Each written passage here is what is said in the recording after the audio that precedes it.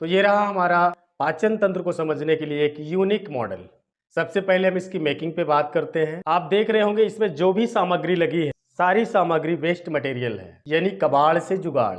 बस आपको सही जगह पर फिट करना आना चाहिए। आप इसे देखकर बिल्कुल आसानी से बना सकते। मैं आपको इसको दिखाता हूँ कि आप देख रहे होंगे यहाँ पर एक गत्ता लिया गया है और इस गत्ते पर जैसे ये आप देख रहे होंगे ऊपर बॉटल है, बॉटल को कट करके बनाया गया है।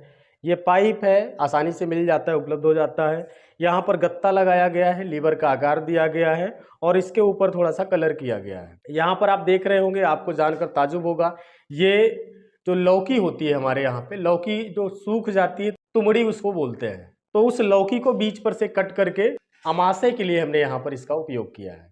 उसके बाद आप देख रहे होंगे इधर इधर भी एक पाइप है, इस तरह से इसको व्यवस्थित करके फिट किया गया है। उसके बाद आप देखेंगे इधर जो पाइप की बिल्कुल से खराब पाइप था ये, इसका उपयोग हमने बड़ी आंत के रूप में यहाँ पर किया है। इसमें बहुत ज़्यादा कुछ सामग्री भी नहीं लगने वाली है, कुछ गत्ते और बस आपको कुछ कबाड़ से जुगाड़ करके इसको व्यवस्थित करना है। ये सभी पार्ट बांधने के लिए यहाँ पर आप देख रहे होंगे कॉपर तार का इस्तेमाल किया गया है। कॉपर तार से आसानी से आप गत्ते में छेद करके और प्लास से टाइट कर सकते हैं। और जो कार्डबोर्ड है, गत्ते से जो बनाया गया पार्ट है, उसको हमने फेविकोल से चिपकाया है।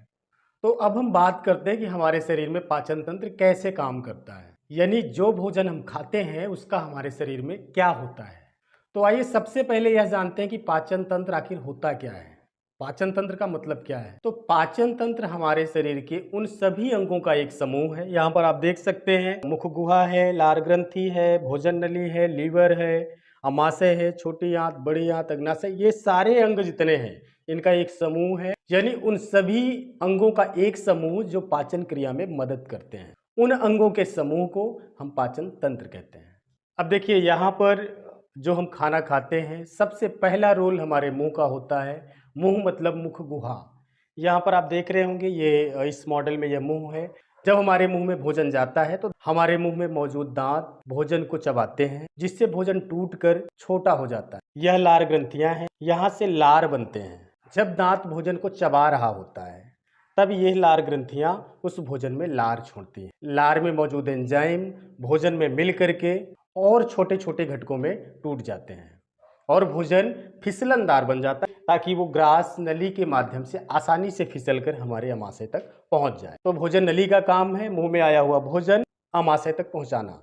अमाशय में हाइड्रोक्लोरिक अम्ल पाया जाता है। यह अम्ल जब भोजन में मिलता है तो भोजन घोल में बदल जाता है, यानी अमाशय भोजन को मथ करके बिल्कुल मट्ठे जैसा बना देता है, ताकि भोजन में पाचक रस अच्छी तरह से मिल जाए। यह यकृत है जिसे अंग्रेजी में लीवर कहते हैं। यह हमारे शरीर की सबसे बड़ी और महत्वपूर्ण ग्रंथि होती है। यह पित्तरस का संचय करती है।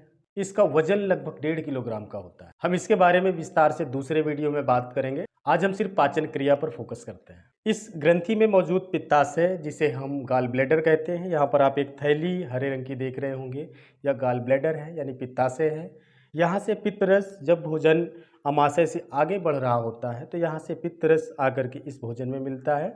और यहाँ पर आप देख रहे होंगे एक नीचे भी एक अंग है जिसका नाम है अग्न्याशय।